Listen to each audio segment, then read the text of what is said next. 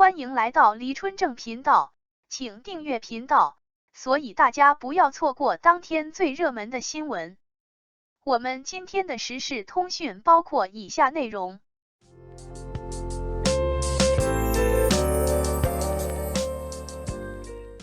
王一博如何精准演绎风起洛阳中的父子关系？父与子是人世间最微妙有趣的关系之一。10岁时，父亲绝对是儿子的偶像、榜样。20岁时，儿子认为父亲是胆怯、愚蠢的懦夫。30岁时，儿子发现父亲有时候是对的。40岁时，儿子开始忐忑，或许自己还不如父亲。50岁时，儿子忽然发现父亲原来是位智者。60岁时，父亲不在了，儿子心里空空的。悔不当初。风起洛阳中，百里严与百里二郎就属于这种关系，而王一博在区区几场戏里便将这种微妙精准的呈现给大家，非常难得。第1集中，父子见面不欢而散，相关解读请大家参看之前的小文。接下来咱们看看后续剧集中王一博是怎样演绎百里父子关系。父亲带着儿子在祠堂祖宗面前祈求儿子的婚姻美满，儿子毫不掩饰地摆出臭脸，儿子强忍心中不快。请大家注意，百里二郎的臭脸有很多层次，后续会给大家详解。在中国传统文化中，无后等于大不孝，大不孝等于大不忠。所以，作为百里家仅剩的唯一继承人，如果他不结婚、不生育，无论是在朝廷还是在坊间，都会面临巨大压力。而百里二郎全然不管这些。本场戏开始，离开祠堂后，儿子终于忍不住了，耿直而又倔强地对父亲。第1拍，儿子感觉自己被父亲强行安排了，顾不上礼貌，直接开怼。第2拍，儿子目光更加犀利，好像眼前的这个老头是仇人。面对不懂事的儿子，父亲通常会宽容的尽量正常沟通。父子间的争执总是免不了相互威胁，这是男人间的战斗，儿子准备全力应战。父亲的威胁直接将本场剧情带进第2段。第1拍，儿子直接扔出核弹，他认为父亲为攀附权贵，拿自己当筹码。第2拍，情绪彻底爆发，儿子对父亲极度失望、鄙视、憎恨。这种场面大家应该不陌生。每个人的一生中，总会在某个阶段与自己的父亲或者与自己的儿子有过这种争执。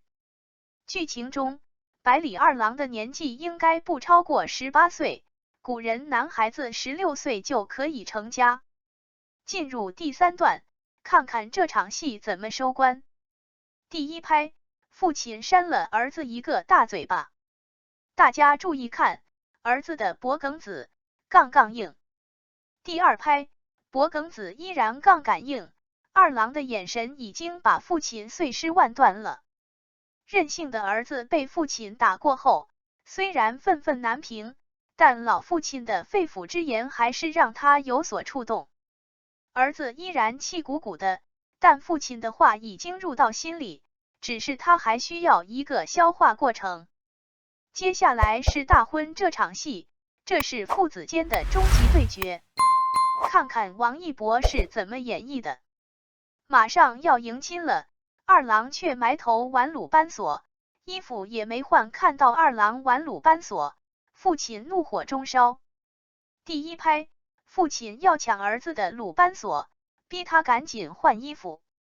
第2拍，鲁班锁被抢走了，儿子犀利对视，他快忍不住了。第3拍，比之前的对视更猛烈，儿子站起身来怒吼，一副要吃人的表情。第4拍，父亲还要打，但是儿子脖子前探，梗得杠杠的，眼睛不眨一下。短暂的沉默后，父亲被儿子彻底击败了。在前面的所有父子戏中，王一博把百里二郎的倔强刻画得十分传神，同时也把少不更事的孩子气展现得非常鲜活。接下来，这个倔强的大男孩就要长大了。第一拍，见到父亲颓然坐下，儿子的表情出现了微妙变化。当父亲再也打不动儿子时，意味着他真的老了。第二拍，儿子眼睑低垂，五味杂陈。第三拍，面对衰老的父亲，儿子终于开始认真倾听了。父亲拖着沉重的步伐，打算亲自登门向柳家谢罪。第四拍，儿子的眼里噙着泪。补充下，从剧情的潜台词能够看出，因为百里二郎自幼丧母，父亲对他应该是非常宠爱呵护的，以致二郎一直我行我素，任性惯了。这幅画面令人想到了朱自清的背影。第一拍，儿子被父亲的背影击到了。第二拍，儿子开始思考自己的决定是否太自私。第三拍，儿子重新做出决定。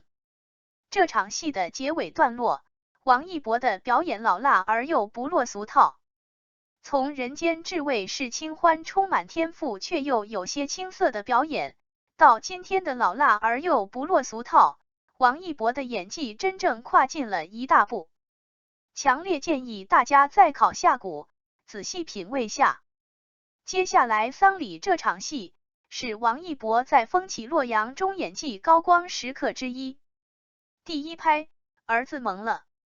第二拍，儿子还是懵的。第三拍，跪了一宿，儿子纹丝未动，眼神还是空空洞洞，魂还没回来。第四拍，换上孝衣后，儿子依然纹丝不动，像木头一样，只是眼神不再空洞。父亲要被盖棺入殓。第五拍，儿子忽然说话，语调异常冷静，像是做出一个重大决定。第六拍，此时儿子才真正明白到底发生了什么。第七拍，真正的悲伤，正是这种无声的眼泪。有人说，只有父亲或母亲去世，一个男孩才会真正蜕变为一个男人。不敢说这句话是否准确，但至少百里二郎就是这样的人。而王一博将这一过程演绎得丝丝入扣，具有很强的代入感。说句题外话，据说当初拍这场戏时，导演原计划是让百里二郎放声大哭，而王一博建议无声之泪才与人物性格最吻合。感谢您观看视频。如果您觉得本时事通讯有用，请不要忘记点赞、评论和订阅。祝您生活愉快，充满活力。再见。